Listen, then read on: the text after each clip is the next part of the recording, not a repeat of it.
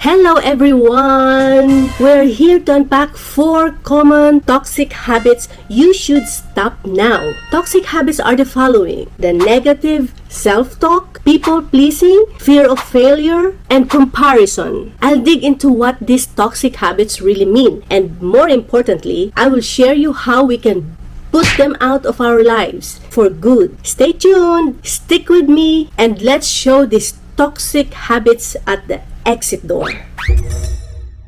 Number 1, negative self-talk. Negative self-talk is like the sneaky poison we often inflict upon ourselves. It is that inner voice that undermines confidence and self-worth. It is a sneaky poison, but because it makes you feel not so good about yourself. It is poisoning your true confidence. It's like having a friend who always says bad stuff about you and makes you doubt how awesome you really are. It is toxic. Picture this as an example. You made a mistake. Instead of saying, "Oops, I will do better next time." But that little voice in your head says, "I always mess up.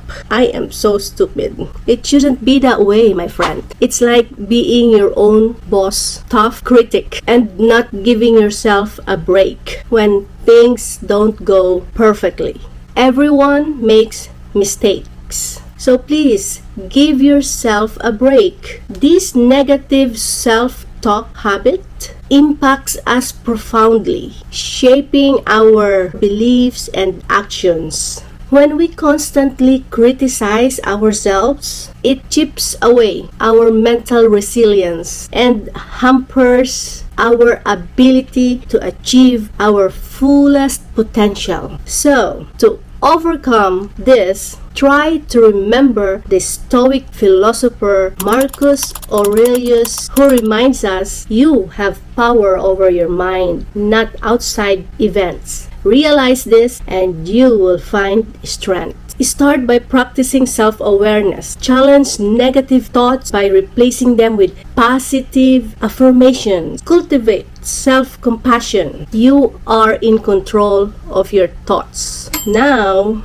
if you are a Christian like me, who would prefer to get wisdom from the Bible itself? Well, here's an additional gem in the book of Philippians, chapter 4, verse 8. Finally, brothers and sisters, whatever is true, whatever is noble, whatever is right, whatever is pure, whatever is lovely, whatever is admirable, if anything is excellent or praiseworthy, think about such things. It will remind us to focus on the good stuff, the true, the beautiful, and praiseworthy. It is like a recipe for a brighter mindset.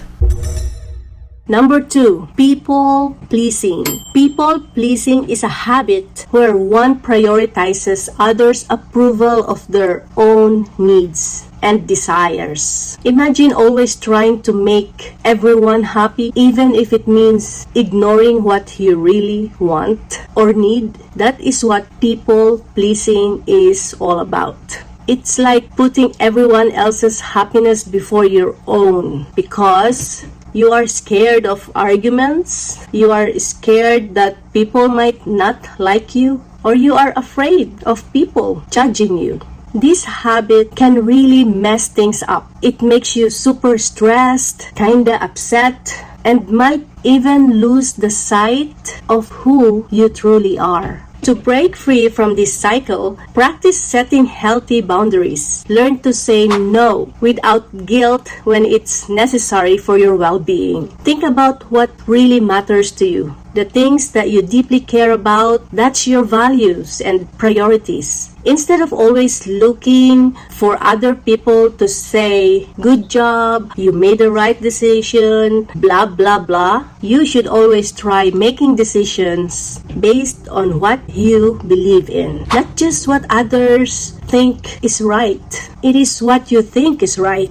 So trust your own beliefs, your own values and thoughts, and let them lead the way. By recognizing the importance of self-respect and authenticity, we can liberate ourselves from the chains of people-pleasing and rediscover the true joy of living on our own terms. You have the power to shape your life according to your values and aspirations. In the words of Epictetus, the ancient Greek Stoic philosopher said, "Know first who you are and then adorn yourself accordingly." When you're real with yourself and build real connections based on who you truly are, life becomes way more awesome and meaningful. In Psalms 139, verse 13 until the 14, "For you created my inmost being. You knit me together in my mother's womb. I praise you because I am fearfully and wonderfully made. Your works are wonderful. I know that full well." Wow, isn't that sounds uplifting? My friend, keep that Bible verse in your heart all the time, because that verse speaks to the idea that each person is uniquely created and should embrace their true selves, understanding the inherent value and worth as creations of God. We are all God's creation. Number 3, fear of failure. Fear of failure. Aha. I can definitely relate to this one as a YouTube content creator. So let's talk about it. The fear of failure holds many of us back from pursuing our dreams. Our friend Epictetus, the ancient Stoic philosopher, ancient philosopher again, remarked, "We cannot choose our external circumstances, but we can always choose how we respond to them." Fear limits our potential and stifles growth. Fear is like a fence we build around ourselves. It's that nervous feeling that creeps in when we are about to try something new, when we are also about to take a risk, or when we step out of our comfort zone. It's natural, but when we let fear take the wheel to control us, it can seriously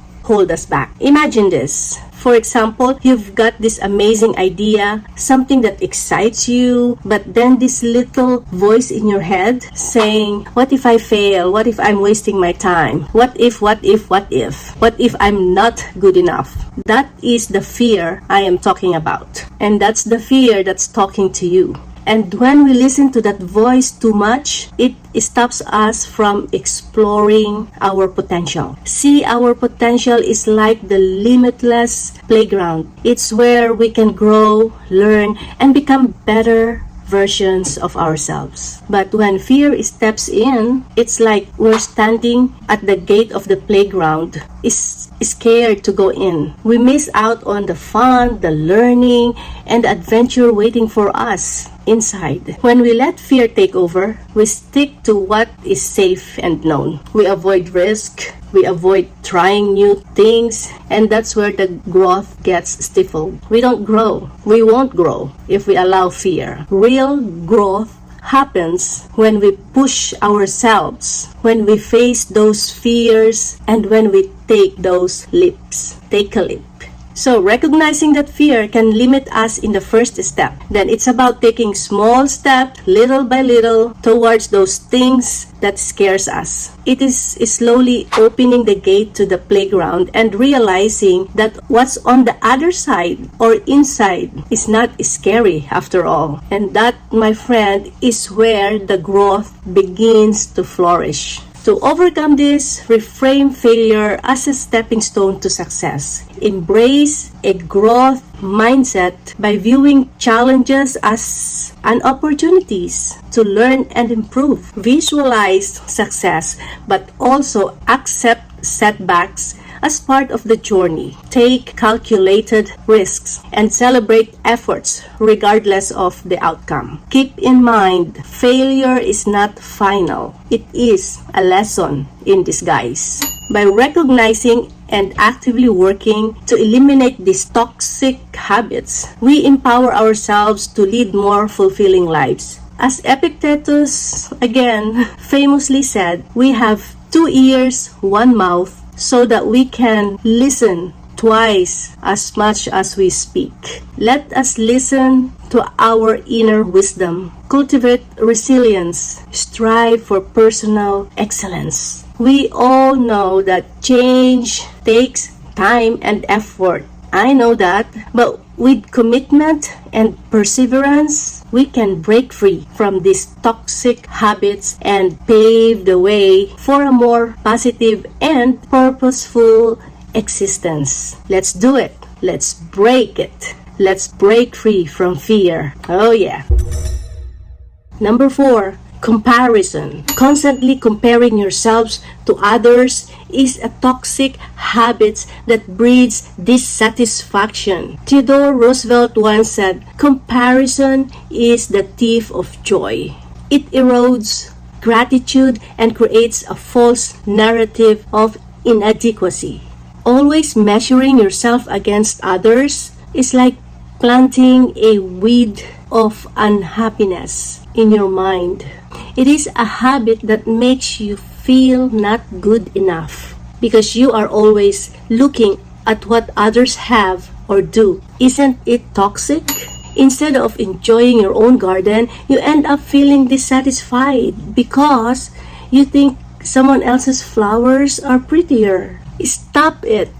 That is toxic. Appreciate the beauty of your own garden, the beauty of your own journey, without constantly looking over the fence at someone else's garden, because each garden is different and beautiful in its own way. Embrace your uniqueness and cultivate mindset of gratitude for what you have. Tend to your own garden rather than worrying about how it compares to others. Your own path is unique and incomparable. Let's all do it, guys. Let's do our very best to get rid of our common toxic habits that is holding us back for a better future.